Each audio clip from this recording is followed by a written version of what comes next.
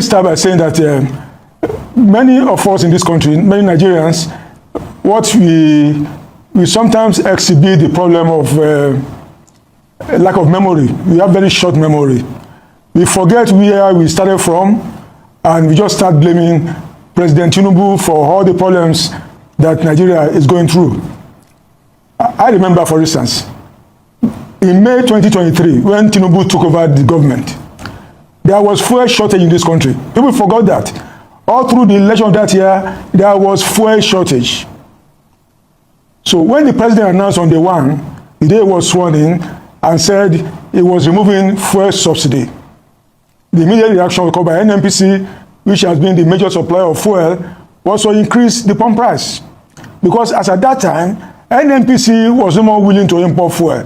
NNPC was saying the federal government was owing it over 4 trillion naira, and it was also owing its suppliers abroad. So what the federal government did, what President Tinubu did, was to breathe some life into NNPC to resume importing fuel so that fuel can be available. People forget that easily. There was no way Nigeria could have sustained the regime of fuel subsidy. No way. Because the resources are just not there. And we are just spending the money that ought to belong to the future generation. So the resources are not there, so government just have to do the right thing. Yeah, problems followed what the president did. This government has been honest in admitting some of the problems, some of the fallouts of the consequence of removing fuel subsidy, and has been doing a lot of measures, coming a lot of measures to ameliorate the pains of Nigerians. The second policy of government was the harmonization of foreign exchange. Before President Tinubu took over, the gap between official and the other window was about 300, 400 naira times. So some people were making money. If they had access to Mr. Emefiele, then the CBN governor can make you billionaire overnight. That has stopped. So I want to start from there and say, look, Nigerians should give this president some credit for stopping the arbitrage that characterized the foreign exchange regime under previous administrations, including PDP. But people are just not willing to give him any credit. Some critics. But we know that what he has done are very important, are very necessary, and they are for the benefit of our people. And we can see the results of the efforts he has done so far. We can see the results, the gains that have accrued to this country, the reforms that have taken place, and the gains are showing, and to the benefit of our people. You listen to Mr. Bayo Onanuga, Lai Onanuga. Number one, your reforms are not working. That's number one. Your reforms are not working. Number two, Nigerians do not have loss of memory. We don't have issue with our memory. It is APC members whom I think they have issues with their memory. They don't think right. The day you join APC, you are it's like some to a certain level they lost their memory because they don't think right. They don't remember what happened yesterday. That's what I see. Some of them APC, so not Nigerians, because there is no way, there is no other way to explain to a hungry person that there is no food in your house. There is no other ways to explain to him. Now, when you said Nigerians have issues or they forgot things easily, that Tinubu took over. That time when Tinubu took over, there was already issues, problem with the supply of,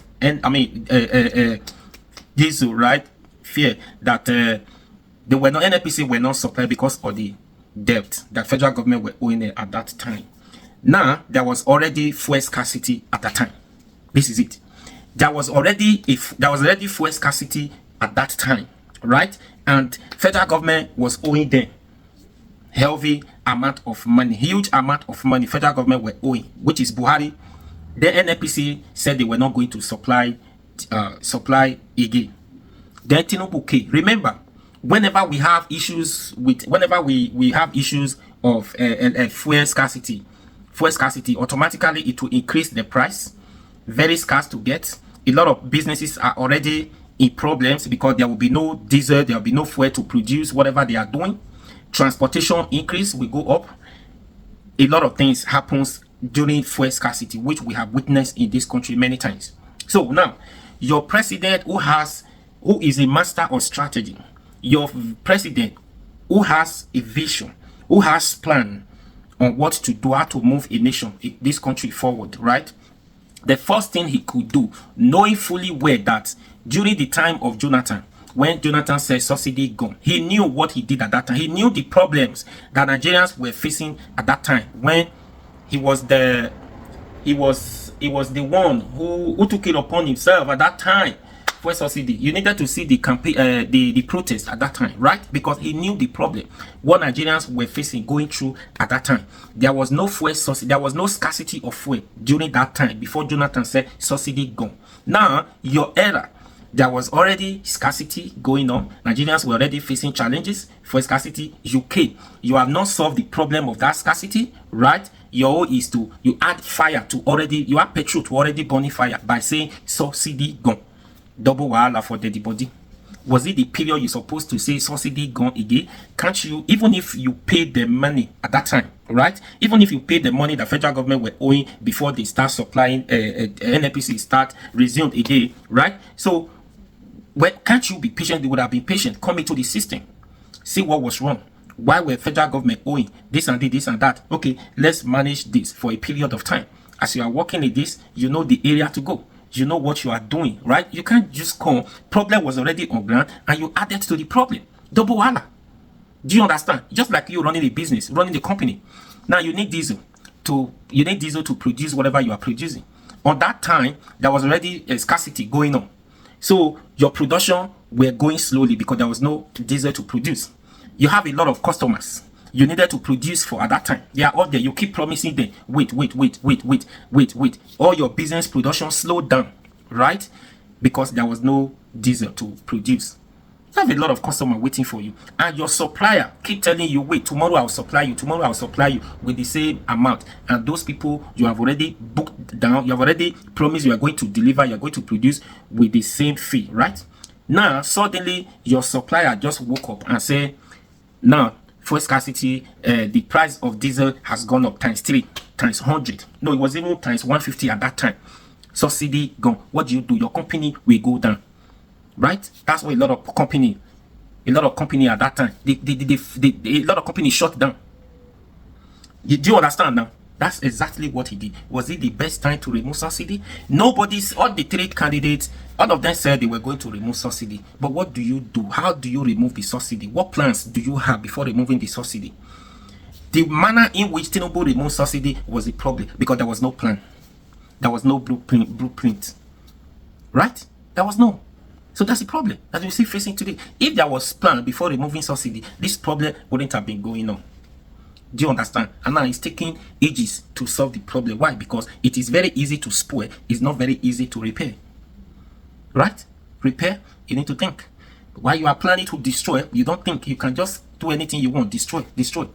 Fix it back is the problem. That's the stage where we are now. It's taking a long period of time. If at all, this government are able to repair what they have done, what the damages they've caused to this country. They are not able to do it within these 4 years. Do you understand? So, for Bayo Onanuga saying this and that, no, there's no excuse. Why he is talking or speaking like that, or the APC, when you listen to them, they speak like that, is because it does not affect them. They are all under government. They don't pay. They are not salary earner. And yeah, it definitely does not affect them. If you are a salary earner, then you go to the market. When you receive your salary, deduct your transportation cost for the month, then your food and everything, feeding allowance, you discover that your salary is not even enough for you to pay the bills, to pay the transportation. It doesn't take you anywhere. And in this present time, why won't you see a lot of people committing crime? They want to survive. They want to live. So they need alternative. Even if your salary earner is not putting food, as in it's not enough for them, rather. Anyways, we are watching now. So what do you think? Please share this video and please follow this page for more now. This is Justino ATV. Please, you know my page has issue. Here, follow this page. This is my new page. You have not been seeing me on my other page. This is it.